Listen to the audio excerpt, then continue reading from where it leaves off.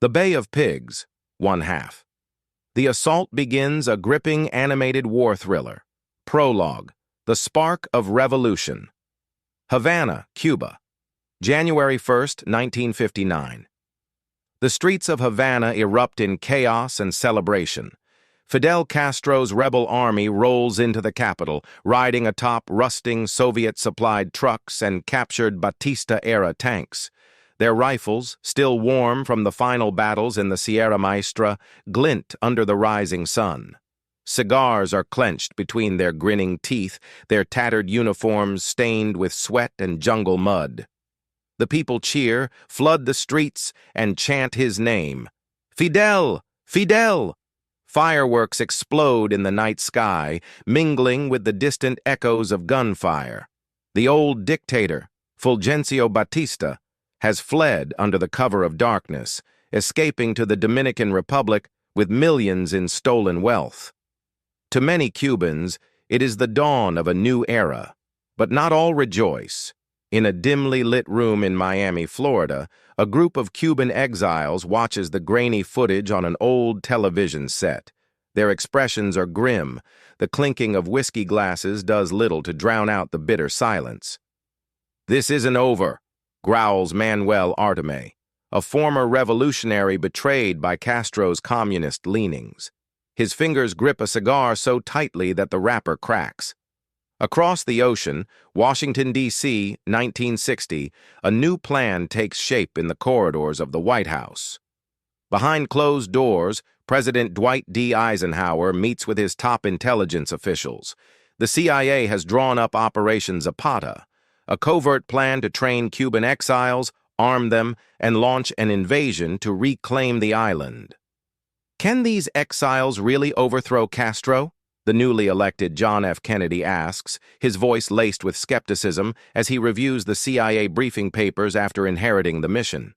"With our help, they won't need to," smirks CIA operative Howard Hunt, one of the masterminds behind the plan. The Cuban people will rise up the moment Brigade 2506 hits the beach. But deep in the Caribbean, Castro smokes his cigar, his piercing gaze locked on a map of Cuba. Soviet intelligence whispers in his ear. "Let them come," he mutters. "We'll give them a revolution, our way." Training for war. Guatemala jungle, November 1960. Under the oppressive canopy of the Guatemalan jungle, the sound of gunfire echoes through makeshift training camps. The CIA has transformed the dense wilderness into a proving ground for Brigade 2506, a force of 1,400 Cuban exiles, each burning with a desire to reclaim their homeland. They train relentlessly, driven by hope, desperation, and the iron will of their instructors. Grayston Lynch, a battle-hardened CIA operative, stalks through the ranks like a specter of war, his voice sharp as a blade. "You are not soldiers, not yet!" he bellows as exiles stumble through grueling amphibious assault drills. "Castro's army is waiting for you. If you fail here, you will die on the beaches of Cuba." At the center of it all is Pepe San Roman, a former captain in the Cuban army, now the de facto leader of the exile force. His piercing eyes scan the men as they disassemble and reassemble M1 carbines with the speed of seasoned warriors. He knows they are far from ready, but time is running out. Beside him stands Hernando Oliva, a defector of Afro-Cuban descent, tasked with maintaining order among the recruits. The tension in the camp is palpable. Former sugarcane farmers train alongside Havana aristocrats, their class divisions simmering beneath the surface. One evening, a fight breaks out between an exiled plantation owner and a former laborer. "You think just because you wore a uniform you're better than me?" The worker spits, his knuckles bloodied from the scuffle. Oliva steps between them, towering over both men. "Enough! We are Cubans first. We will live or die together." But the worst is yet to come. Key moment: a training disaster. A nighttime parachute drop turns into chaos when unexpected winds scatter the trainees across the jungle. Exiles plummet into trees, their parachutes tangled in branches. Two men break their legs on impact. In the darkness, panic grips the squad. Grayston Lynch shakes his head as he watches the debacle unfold. "If this is your best," he snarls, "Castro will eat you alive." Still, there is no turning back. Final preparations. April 1961, Nicaragua airstrip. With invasion plans finalized, the exiles board transport planes. They are bound for Cuba, bound for destiny. Their fleet consists of aging B-26 bombers, supply ships, and makeshift landing craft. Their firepower is limited, their air support uncertain. But in their hearts, they carry the dreams of a lost homeland. As they wait for takeoff, Pepe San Roman gathers his men for a final speech. "Tomorrow, we reclaim our country. Some of us will not return, but history will know we fought for Cuba." In Washington, Kennedy paces in the Oval Office. His advisors argue. "We must send U.S. air cover," a general insists. "No," Kennedy responds. "If American hands are visible in this, we risk nuclear war with the Soviets. The exiles must fight alone." Across the sea, Castro's spies report every detail. The beaches are fortified. The militias are armed. Castro stands atop a Soviet-supplied T-34 tank, watching the horizon. "They think they can take Cuba back," he chuckles. "We'll turn the Bay of Pigs into their graveyard. The storm is coming." The plan unravels April 15, 1961, D-2 days. The sky above Cuba shudders with the distant roar of engines. 8 aging B-26 bombers, their fuselages hastily repainted with false Cuban insignia, break formation and dive toward Castro's air bases. The first explosions bloom against the tarmac, sending Cuban Air Force technicians scrambling for cover. Plumes of black smoke curl into the tropical sky. In theory, this surgical strike will cripple Castro's air power before the invasion. In practice, it's already falling apart. At Miami International Airport, one of the B-26 pilots executes a carefully staged landing, his aircraft riddled with bullet holes, an attempt to sell the illusion of a heroic defection. But journalists quickly notice an embarrassing oversight. The tail section of his plane is untouched, still bearing its unpainted U.S. serial number. The ruse unravels in real time. The next morning at the United Nations, Cuban Foreign Minister Raul Roa stands before a sea of delegates, waving fresh intelligence photos. "This is an act of war by the United States," he thunders. The world listens. In Washington, an already uneasy John F. Kennedy flinches at the growing international scrutiny. Fearing Soviet retaliation, he makes a fateful decision. He cancels the second wave of airstrikes. The exiles will land with no assurance of air superiority. The plan is already collapsing, and the men of Brigade 2506, now boarding their creaky freighters in Nicaragua, have no idea. On the dock, Father Ismael de Lugo moves through the ranks, whispering hurried prayers, pressing rosary beads into trembling hands. As the last man steps aboard, the priest lingers. He watches the convoy vanish into the horizon and exhales shakily. "Dios nos ayude." Disaster at dawn. April 17, 1961. 1 a.m. The night is ink black, the only light coming from the phosphorescent glow of plankton disturbed by the hulls of the invasion fleet. The waters of Bahia de Cochinos, soon to be infamous as the Bay of Pigs, are eerily still. The exiles, gripping their rifles, brace for what's to come. Then, from the shore, a glint. A lantern, swinging in the hands of an elderly fisherman making his routine rounds. He halts, staring at the ghostly silhouettes approaching from the sea. He turns and runs. Brigade 2506 has lost the element of surprise. The order is given. Go now. Landing craft surge forward, but immediately, disaster strikes. Unmarked coral reefs, unseen in the darkness, shred the undersides of the boats. Salt water pours in as exiles leap overboard. Many are swallowed by the waves, dragged down by their heavy packs before they ever set foot on Cuban soil.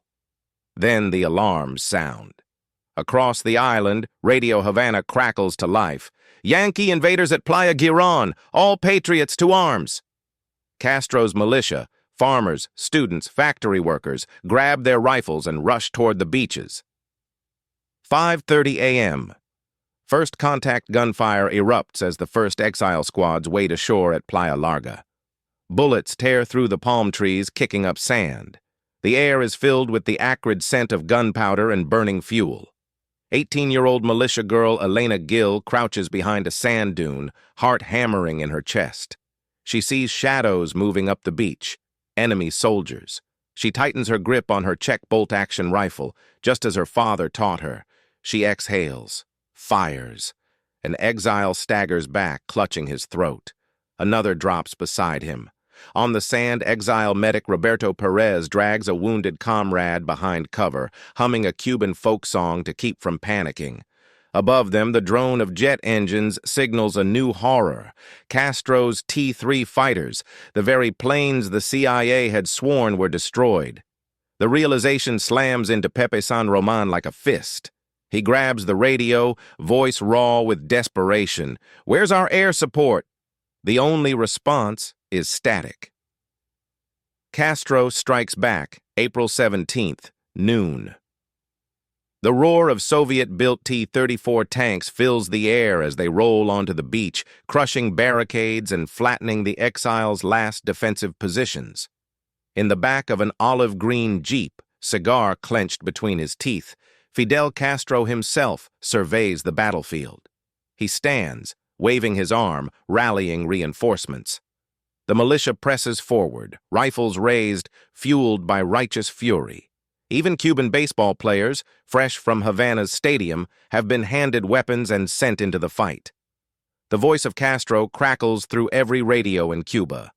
"These worms thought we'd welcome them? Let's teach them about revolution." At sea, not far from the coast, exile supply ships rock in the waves, their crews frantically relaying the disastrous news back to CIA handlers offshore.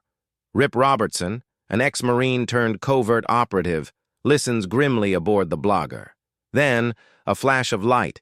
A Cuban Sea Fury aircraft screams overhead, and moments later, the supply ship Rio Escondido erupts in a fireball struck by a perfectly aimed rocket. "All ammunition, gone," Robertson mutters, the reality setting in. The battle is lost, but the men on the beach don't know it yet. They fight on against impossible odds. The trap closes, April 18th, 1961, D+1. The situation is beyond dire. Brigade 2506, the CIA-trained exiles, is now outnumbered 10-1 by Castro's swelling militia and Soviet-trained forces. Critically low on ammunition, firing their last rounds while waiting for promised U.S. support that will never come. Stranded in the mosquito-ridden, crocodile-infested Zapata swamp, their escape routes cut off by advancing Cuban T-34 tanks. Final transmission from the beachhead. Over crackling radio waves, the voice of Commander Pepe San Roman is laced with fury and despair. "This is San Roman. We are under heavy tank fire. Where is the U.S. Navy? Repeat, where is—" Static, Washington, D.C. The Oval Office President John F. Kennedy paces, his youthful face drawn with tension. His advisors are in disarray. Some urge immediate intervention, others warn of global catastrophe. The weight of the Cold War rests on his shoulders. His hand shakes as he signs the final order. No direct U.S. military involvement. Secretary of State Dean Rusk, his voice grave, leans forward. "We can't risk nuclear war over a beach." CIA operatives in the Situation Room sit in stunned silence. They know the fate of Brigade 2506 is sealed. Havana, Castro's war room. While exiled fighters cling to survival, Fidel Castro stands in his war room, a wide grin beneath his scruffy beard. The battle is practically won. He raises a glass of Cuban rum as Soviet advisors nod approvingly. to the first defeat of American imperialism in Latin America. Cuban radio stations blare victory anthems, announcing the imminent collapse of the Yankee-backed mercenaries. Across Havana, jubilant crowds chant Castro's name. Epilogue: The calm before the storm. April 19th, dawn. The last remaining pockets of Brigade 2506 fighters lay down their weapons. Some kneel in exhaustion, others burn their unit patches, unwilling to let Castro parade them as trophies. Among the captured, Hernando Oliva, the exiled black Cuban officer who fought with unshakable resolve, now bound and loaded onto a military truck, unaware that he will endure 20 months of brutal imprisonment in Castro's jails. Pepe San Roman, once a proud commander, now a broken man, slamming his fists against the dirt, his voice hoarse from screaming, "Kennedy betrayed us! They left us to die!" Father Ismael de Lugo, who had blessed the departing ships in Nicaragua, now kneeling beside dying young fighters, offering last rites as they whisper prayers for a homeland they will never see again. Final frame. A dark omen. Far from the ruined beaches of Playa Girón, a Soviet freighter glides into Havana's port.